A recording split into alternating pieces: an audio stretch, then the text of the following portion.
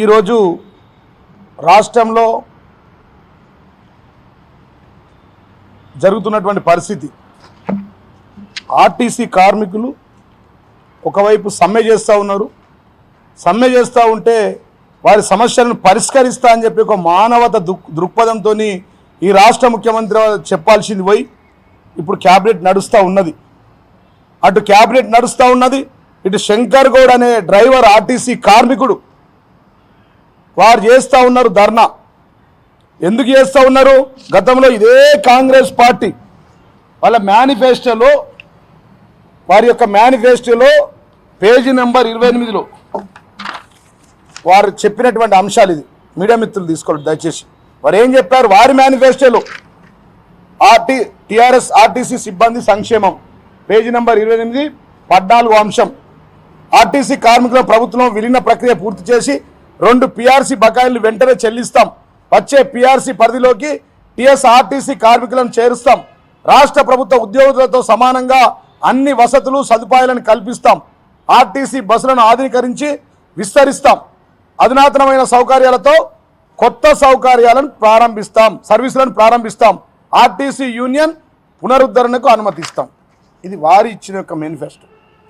అక్కడ ఈ యొక్క సమస్యలపై దగ్గర ప్రభుత్వం వచ్చి ఇన్ని నెలలు అయిపోయింది, ఇంకా కూడా మా సమస్యలను ఈ రాష్ట్ర ముఖ్యమంత్రి కాంగ్రెస్ పార్టీ పట్టించుకుంటలేదన్న ఉద్దేశంతో ధర్నా చేస్తే వాళ్ళని రెచ్చగొట్టే విధంగా ఇప్పుడే ఒకవైపు ధర్నా జరుగుతూ ఉంటే ఇంకొక వైపు పత్రికా ప్రకటన 23/4/2026 ఇది చూసుకోవాలి, ఇది ఇంపార్టెంట్.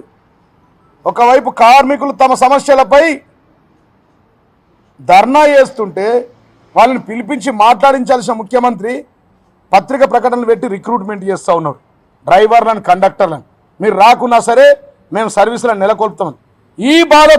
ఈ యొక్క బాధతో నర్సంపేట బస్ డిపోలో ఇవాళ అక్కడి యొక్క డ్రైవర్ అయినటువంటి శంకర్ గౌడ్ గారు ఆత్మహత్య ప్రయత్నం, పెట్రోల్ పోసుకొని నేను చచ్చిపోతా, ఆర్టీసీ కార్మికుల కోసం చచ్చిపోతా, ప్రభుత్వం మాటిచ్చిన మాటల మీద లేదని చెప్పి పెట్రోల్ పోసుకొని తగలబడుతున్న సందర్భంలో, చనిపోతాను ప్రయత్నిస్తున్న సందర్భంలో ఇవాళ ఆయన పరిస్థితి బాగలేదు. అంటే ఇవాళ ఈ యొక్క ప్రభుత్వం యొక్క పరిస్థితి ఈ విధంగా ఉన్నది. వెంటనే క్యాబినెట్లో ఏదైతే అంశాలని పక్కన పెట్టి శంకర్ గౌడ్ మరి ఆత్మహత్య ప్రయత్నం చేసిండు, ఆ సమస్య పరిష్కారాని కోసం ప్రయత్నం చేయాలి.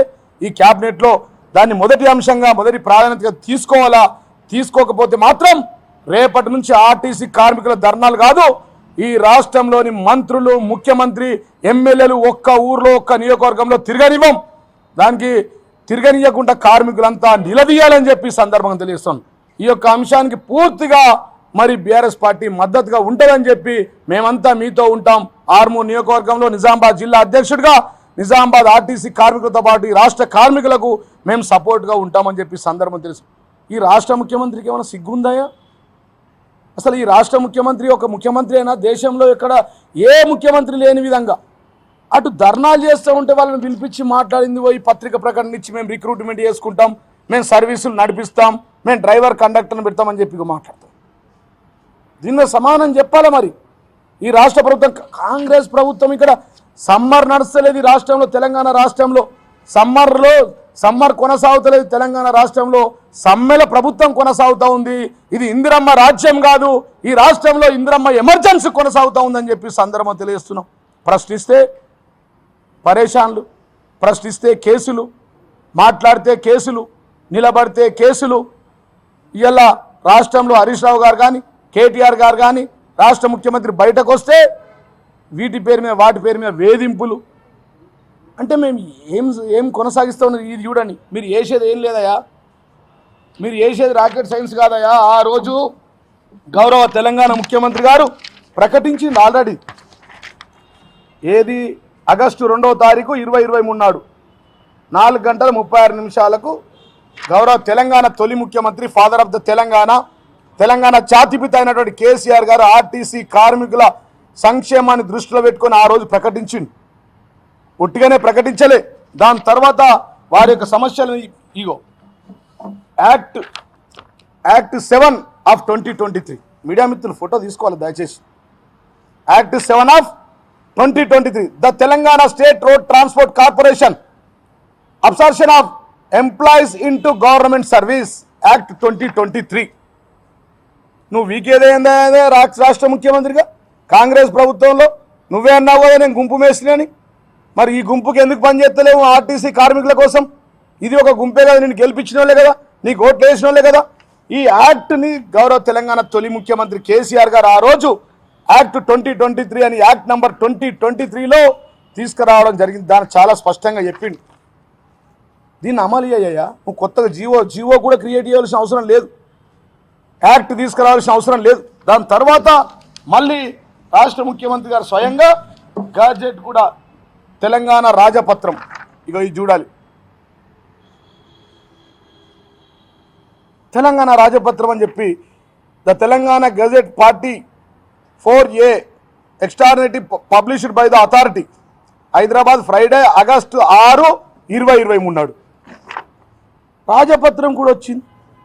వీటిని అమలు చేయ బాబు అంటే ఇలా శంకర్ గౌడ్ లాంటి వాళ్ళు ఆత్మహత్య ప్రయత్నం చేస్తూ ఉంటే ఇటువైపు క్యాబినెట్ నడుస్తూ ఉంది, ఇటువైపు ఎంప్లాయీస్ను రిక్రూట్మెంట్ చేయడానికి పత్రిక ప్రకటిస్తున్నారు. ఖబర్దార్ కాంగ్రెస్ ప్రభుత్వం, ఈ రాష్ట్ర ముఖ్యమంత్రికి అదేవిధంగా ఈ రాష్ట్ర మంత్రులకు నేను హెచ్చరిస్తూ ఉన్నా, ఒకవేళ కనుక మా ఆర్టీసీ కార్మికుల సమస్యలను ఇదే క్యాబినెట్లో మీరు పరిష్కారం చేయకపోతే ఈ విధమైనటువంటి పత్రిక ప్రకటించి మేము కొత్త డ్రైవర్లను పెట్టుకుంటాం, కొత్త కండక్టర్లను పెట్టుకుంటాం, మీ విధుల నుంచి తొలగిస్తామని చెప్పి కనుక ముందటికి పోతే ఈ రాష్ట్రంలో ఏ ఒక్క ఎమ్మెల్యే, ఏ ఒక్క మంత్రి, రాష్ట్ర ముఖ్యమంత్రి అడుగు తీసి అడుగు పెట్టలేడని చెప్పి ఆర్టీసీ కార్మికులు అంటే 3 ఫేజ్ల కరెంట్. తెలంగాణ ఉద్యమంలో కీలక పాత్ర పోషించిన వాళ్ళు ఆర్టీసీ కార్మికులు. ఆ రోజు ఆర్టీసీ కార్మికులు సకల జనుల సమ్మెలతో పాటు ప్రతినిత్యం ఎక్కడికక్కడ డిపోలో ఉండి ఈ తెలంగాణ రాష్ట్ర ప్రభుత్వం రావడానికి కర్త కర్మ క్రియలో వారొక భాగం అని చెప్పి సందర్భాన్ని తెలియజేస్తా ఉన్నాం. ఆ రోజు కనుక వాళ్ళు ధర్నాలు, రస్తారోకోలు, సకల జనుల సమ్మె చేయకపోతే ఇలా ఈ రాష్ట్ర ప్రభుత్వానికి, ఈ రాష్ట్రంలో తెలంగాణ భారతదేశ పటంలో తెలంగాణ రాష్ట్ర ప్రభుత్వం ఉండేది కాదు. ఆ రాష్ట్ర ప్రభుత్వానికి ఇలా ఆ రాష్ట్ర ప్రభుత్వానికి ఈ రాష్ట్రం తెలంగాణ భారతదేశ పటంలో ఉండేది కాదు. దాంట్లో నువ్వు పిసిసి ప్రెసిడెంట్ అయ్యేది కాదు మిస్టర్ రేవంత్ రెడ్డి అని చెప్తున్నా.